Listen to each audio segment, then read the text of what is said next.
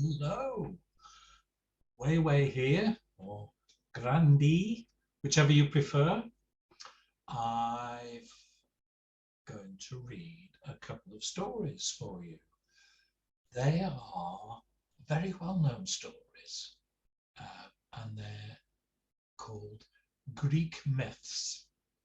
The Greeks were great storytellers. We've had some of those. We've had the Minotaur, we've had what was he called? The boy who flew too close to the sun, old Icarus. He came to a sticky end, didn't he? Whoosh. What else have we had? We had was it the Hydra? We had the wooden horse of Troy. These are all Greek myths. Yes, they're very well-known stories. The one I'm going to read, the first one I'm going to read to you today, is about a lady called Pandora, and it's called Pandora's Box.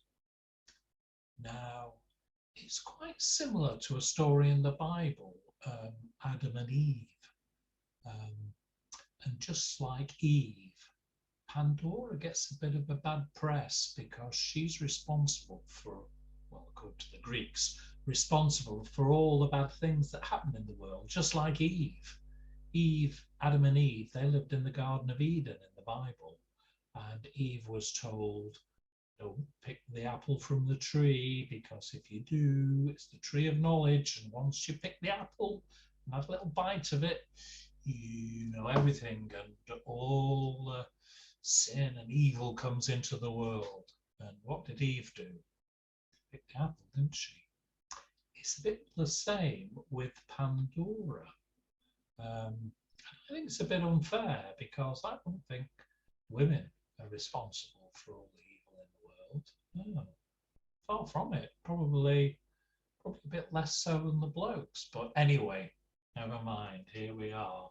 So I'm going to read the story of Pandora, and I'm going to share the screen so that you can see the story. Here it is.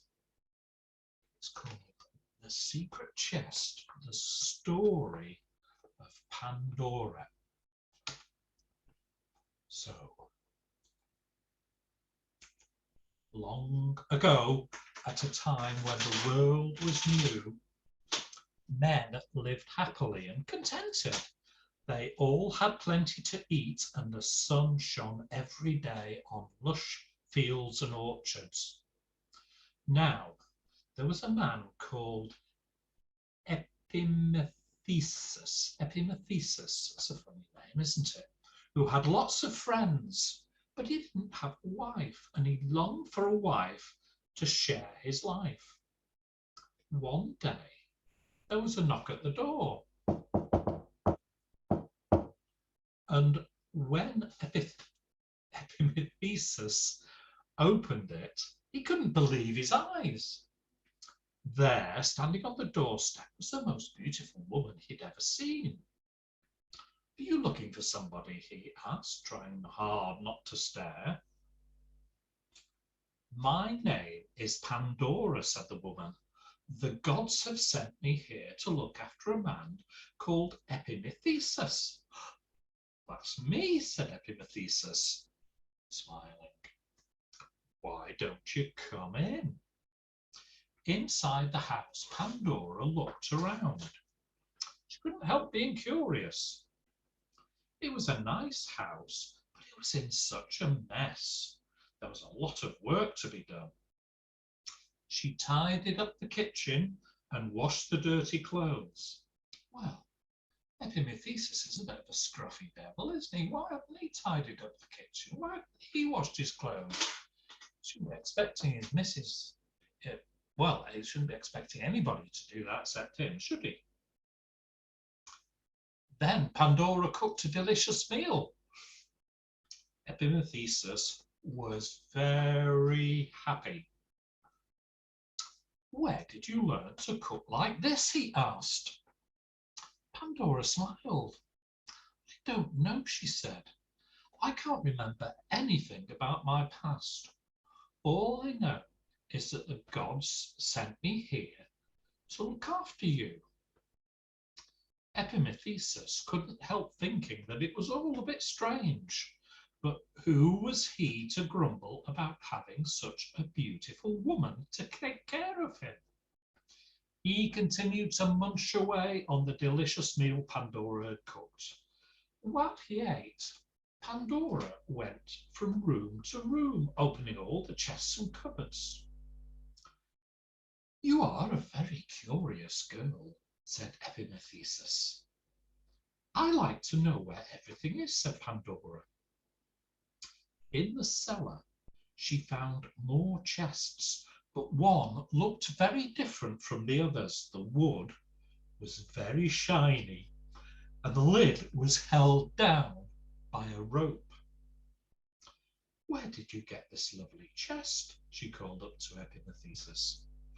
"Oh, it was sent by the gods, just like you," Epimetheus told her. "But don't touch it. I was told never to open it." Well, Pandora thought, what's the point in having a chest that you can't open? What on earth could be inside it? It must be something very special. I think I'd have thought the same thing, wouldn't you? If there was a big chest and it had never been opened, I'd just want to open it, see what was inside. Well, while Pandora was there, something strange happened. Pandora thought she could hear voices coming from inside the chest. "Pandora, help us! Let us out!" they called. "Let us out!" Pandora looked puzzled. Then she heard a knock on the door upstairs. It was Epimetheus's brother. "Come and meet Pandora," she heard Epimetheus say. "She was sent to me as a gift from the gods." "Another gift from the gods," said his brother. "Be careful. I think the gods may be trying to trick us." "Why would they do that?" said Epimetheus. "How can Pandora be part of a punishment? She's the best thing that's ever happened to me." "Perhaps the gods are angry with us. Who knows? Perhaps they want to seek revenge for something we've done," his brother replied. "Don't be silly," said Epimetheus. "They're just little gifts. Don't worry." But perhaps poor Epimetheus should have worried. That night, Pandora lay awake on her bed. She just couldn't stop thinking about that chest. She thought she could hear the voices calling to her from the cellar. "Pandora, help us, let us out, help us." Pandora remembered what Epimetheus had told her about not opening the chest, but the voices were getting louder and louder. "Please, Pandora, set us free." Slowly, silently, Pandora made her way to the cellar. You know what's going to happen, don't we? "Just one little peep," she said to herself. "One little peep won't hurt. Then I'll close the chest again, forever." Carefully, she undid the rope. Slowly, she lifted the lid. There was a chuckling inside the chest. Then the lid flew back. Bang! And there was thousands and thousands of little dark shadows swarmed into the cellar. They flitted around, buzzing and hissing. The noise woke Epimetheus, and he quickly ran downstairs to the cellar. "Oh no!" he cried when he saw the chest open and the shadows flitting everywhere. "Pandora, what have you done?" "Something got out," whispered Pandora. "It wasn't my fault. I only opened the lid a little." Epimetheus looked around him in horror. The shadows were curses sent by the gods to punish people for the things they'd done wrong. Pandora felt awful.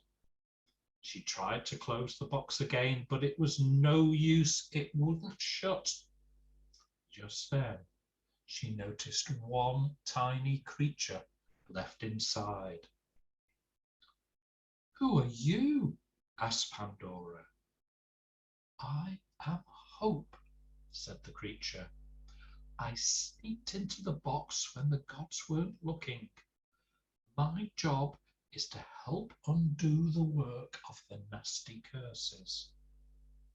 Gently and carefully, Pandora carried Hope outside and watched it flutter away on the air. "Remember," it called back to Pandora, "wherever there is trouble, I will be there to help."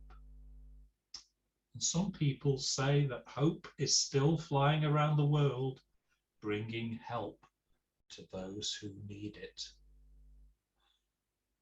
Ooh, that was quite scary, wasn't it?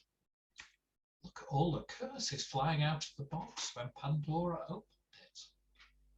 You know, there is a saying that we use quite often when somebody does something, when somebody commits an act that has bad consequences and can't be undone. They say they've opened Pandora's box. It's a very famous story. Wow, there we go. That is something. So the next story I have is, well, being a Greek myth, they're always a bit there's always a bit of a lesson to them. And this is the story of King Midas. And this is also a very well-known saying, or this story started a very well-known saying. It's if somebody's really good at making money, very successful, they say that they have the Midas touch. And King Midas, everything he touched turned to gold. Do you think that would be a good idea? Would you like that? You'd be worth a fortune, wouldn't you? Everything you touch turned to gold. Oh dear. But maybe that wouldn't be such a good idea, would it? Shall we see why? Gold, gold, shimmering, glimmering, glinting gold. Every night King Midas went to bed thinking about his gold. He had lots of it, all locked away in chests and hidden in secret places so no one else could touch it. The king's daughter, a little princess with shiny black hair, was glad her father had so much gold. She just wished that he didn't have to count it all every day. Then perhaps he could spend more time with her. One day, the little princess disturbed King Midas in the middle of counting his treasure. "Father, father," she cried, pulling at his arm, "come and play in the garden with me." "Oh, I'm sorry, my little princess," said the king. "Not just now. I must finish counting all my gold. 1 golden goblet, 2 golden cups." You see, King Midas was very greedy. He wanted to have more gold than any other king in the world. And when at last all his gold had been counted and safely hidden away again, the king headed for the garden to find his daughter, still thinking of how to get more gold. "Oh, gold, gold, I need more gold," he was mumbling, when he met a satyr. A satyr is a very strange looking creature who is half man, half goat.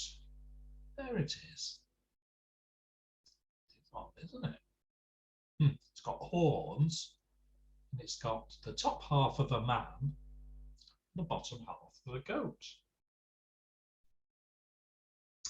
Can I pick an orange from one of your trees? Asked the satyr. Have as many as you like, said King Midas, who was still thinking about his gold.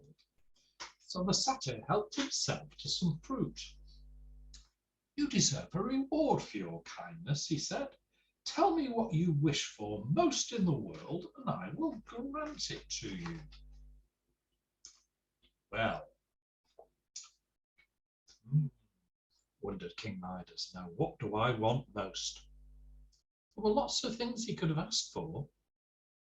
He could have asked for a pony for his daughter, a good harvest for his farmers, peace among his people, but, well, finally his mind was made up. I want everything I touch to turn to gold, he said with a big smile on his face. Are you sure? Asked the satyr. Yes, yes, yes, Midas assured him. At last I'll have more gold than any other king. Very well, said the satyr as he trotted off, chewing on an orange. Your wish is granted. King Midas looked at the trees and flowers around him. Can I really change everything to gold just by touching it, he wondered. He picked a flower and bing! Yes, it turned to solid gold. He tapped a snail on its shell and bing! That too turned to gold.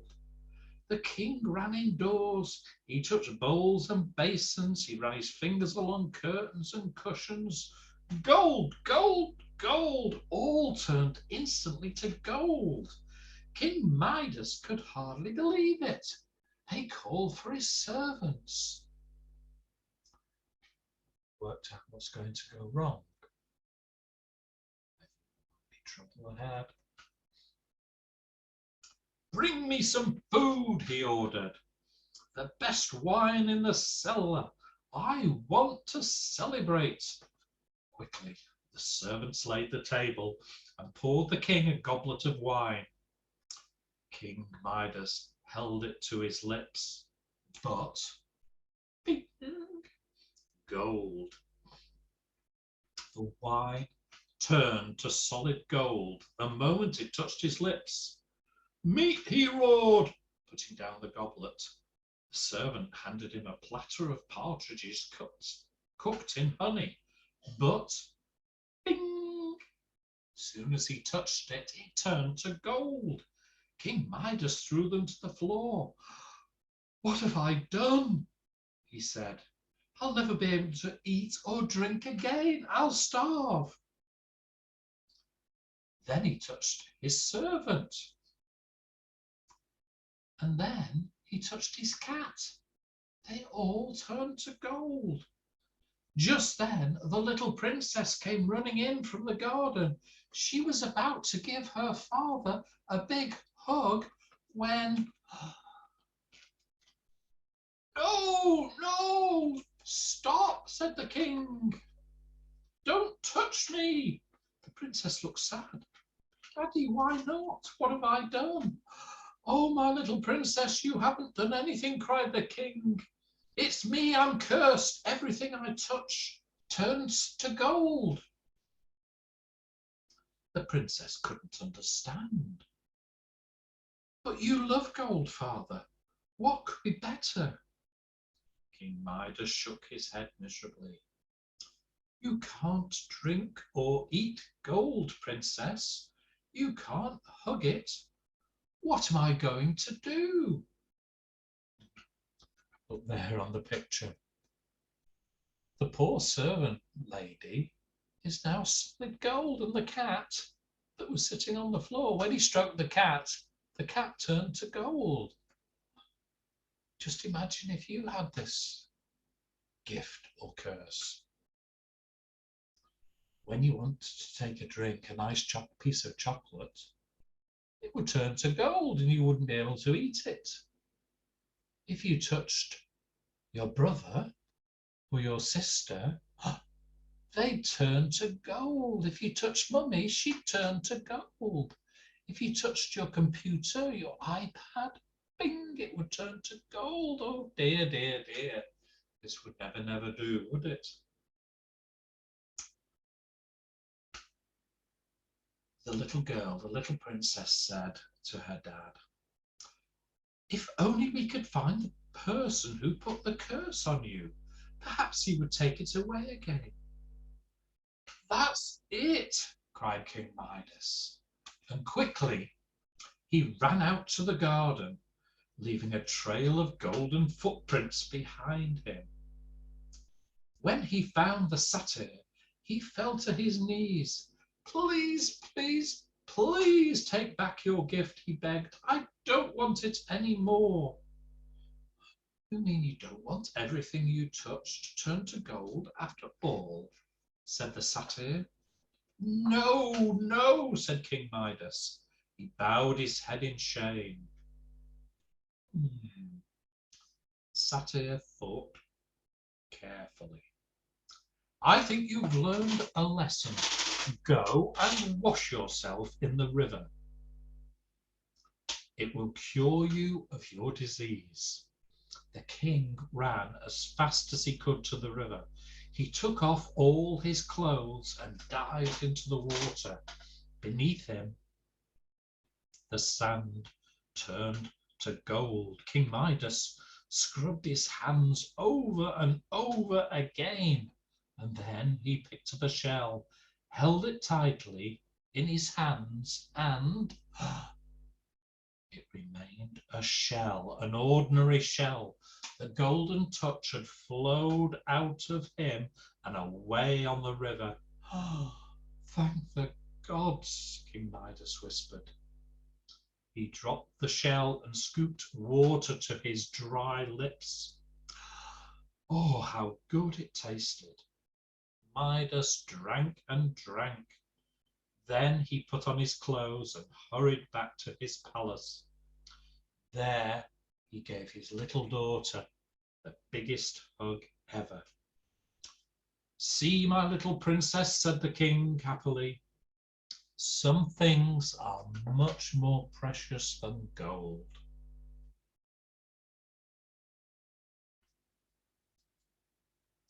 Well, so just imagine everything you touch turning to gold. Just imagine if you had the Midas touch. We don't mean it literally nowadays, of course. We just mean if people have got the Midas touch, they're good at making money, which, well, it's money's not everything, but it's quite a nice thing. It's quite nice to have. Did you enjoy those stories? Let me know. Let me know what you thought, and I'll read you some more sometime. I've got a few more stories in that book of Greek myths, so we'll do that. Lots of love. I love you very, very, very, very, very, very, very, very, very, very, very, very, very, very, very, very, very, very, very much. Night, night. See you soon. Bye.